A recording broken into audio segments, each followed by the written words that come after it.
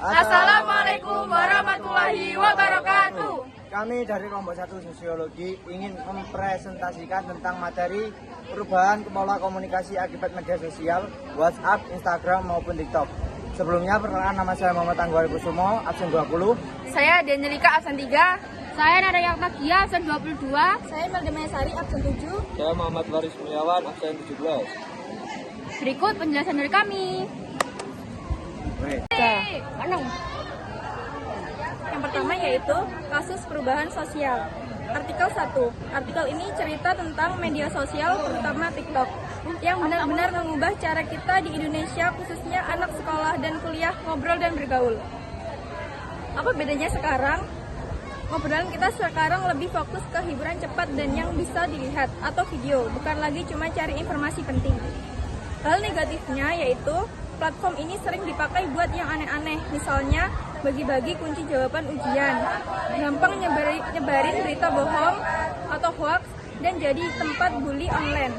Yang artikel kedua yaitu, inti artikel ini adalah media sosial sangat memengaruhi cara remaja ngobrol dan hari ke hati. Komunikasi interpersonal terutama dengan orang-orang terdekat. Hasilnya lebih mudah terhubung dengan orang jauh, tapi malah jauh dari orang-orang dekat atau keluarga. Mereka jadi kurang peka sama keadaan sekitar, gampang terganggu notifikasi saat ngobrol langsung, dan suka komunikasi teks yang sifatnya dangkal. Yang nomor 2 yaitu teori perubahan sosial yang relevan. Kedua artikel tersebut memiliki kesamaan teori, yaitu teori determinisme teknologi. Pencetus teorinya Marshall McLuhan. Yang ketiga, penjelasan teori singkat. Artikel pertama, inti teorinya yaitu teori ini bilang teknologi kayak internet, HP, atau TikTok itu ibarat bos besar yang paling menentukan bagaimana masyarakat, budaya, dan bahkan cara kita berpikir terbentuk. Poin pentingnya, yang penting itu bentuk alatnya atau teknologinya, bukan isi obrolan kita. Alat itu sendiri yang otomatis mengubah pola hidup kita. Contohnya, begitu ada TikTok, otomatis cara kita interaksi berubah jadi video, mau isinya tentang apapun. Artikel yang kedua, intinya teknologi media adalah penyebab utama perubahan sosial. Jadi, fakta bahwa ada media sosial dengan notifikasi dan komunikasi teks yang gampang itu otomatis mengubah cara remaja bergaul dan berinteraksi. Mereka jadi sering pegang gadget dan mengabaikan orang di depannya. Karena teknologi media sosial memfasilitasi kebiasaan itu. 4. Analisis dengan kasus teori. A. Hubungan kasus dengan teori perubahan sosial. Teori kasus ini pas banget sama teori ini karena media adalah biang keladi. Artikel bilang media sosial adalah aktor utama yang bikin perubahan sosial ini, sama persis dengan teori yang bilang teknologi penyebab utamanya.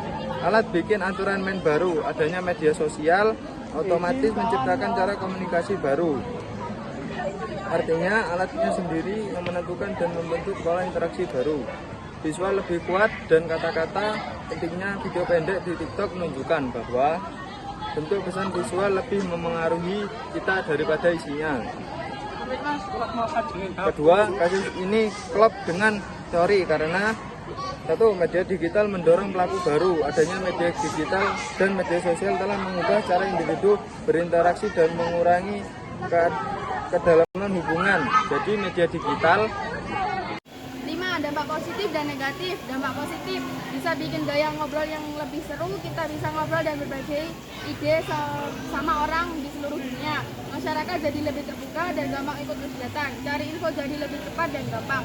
Dampak negatif yaitu gampang disalahgunakan, terutama di lingkungan sekolah atau kampus. Berita bohong, hoax cepat banget menyebar.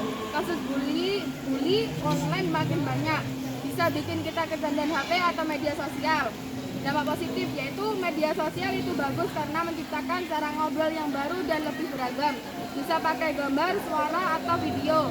Kita jadi lebih mudah terhubung dengan orang yang jauh termasuk keluarga, sehingga hubungan tetap terjaga walau terpisah jarak. Media sosial juga kasih ruang buat kita mengungkapkan diri dengan bebas dan bisa memperluas pergaulan.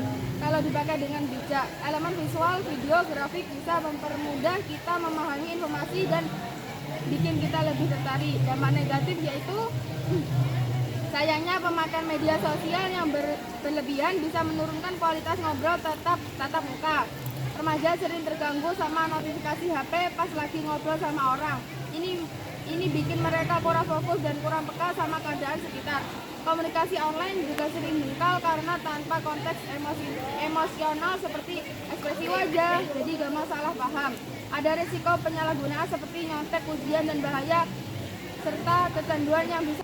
Solusi untuk mengatasi masalah pada artikel pertama yaitu solusinya fokus pada kesadaran dan cara pakai yang pintar. Mesti sadar, pelajar dan masyarakat harus benar-benar tahu apa aja efek baik dan buruk dari media sosial. Pakai yang benar, kita harus pakai media sosial secara tanggung jawab dan bijak supaya kualitas komunikasi kita tetap baik.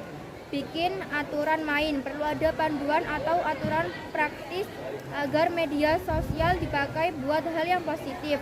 Jaga kejujuran, harus dicegah segala bentuk kecurangan seperti bagi-bagi jawaban ujian dan demi menjaga integritas sekolah dan kampus. Solusi pada artikel yang kedua, atur waktu. Remaja harus belajar mengatur waktu antara online dan interaksi langsung agar tetap seimbang. Prioritaskan tatap muka, luangkan waktu buat kumpul, main, atau ngobrol langsung dengan teman dan keluarga. Peran orang tua itu penting. Orang tua harus jadi contoh yang baik dan berkomunikasi dan membantu mengendalikan pemakaian gadget anak. Sekian kurang lebihnya mohon maaf. Wassalamualaikum warahmatullahi wabarakatuh.